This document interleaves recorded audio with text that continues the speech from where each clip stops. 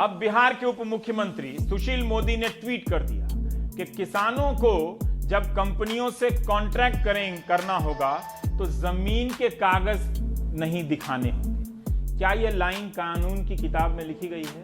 तो फिर यह सवाल बनता है कि प्राइवेट कंपनियां किस आधार पर किसी किसान को पैसे देंगी और उनसे कॉन्ट्रैक्ट करेंगी? क्या कानून में साफ साफ लिखा है कि जमीन के कागज के आधार पर कॉन्ट्रैक्ट नहीं होगा?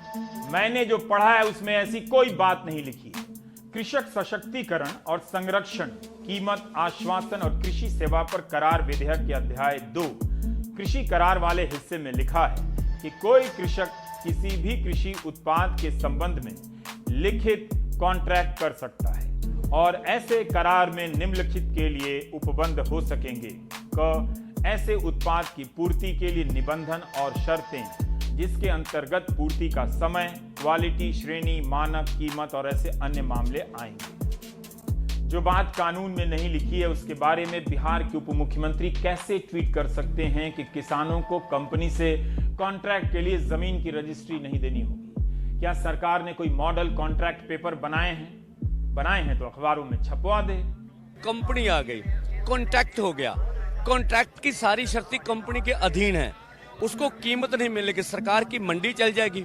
जब पूरी तरह किसान कंपनी पर निर्भर हो गया, वो उपज का दाम अपनी मर्जी से देगा, वो एमएसपी से नहीं देगा, अपनी मर्जी से देगा। और जो हमारी उपज है उसका दाम कम मिलेगा, वो दवाई देगा, दवाई अपने मूल्य पे देगा, खाद अपने मूल्य पे देगा, टेक्निक अपने मूल्य पे देगा और पैसा भी देगा।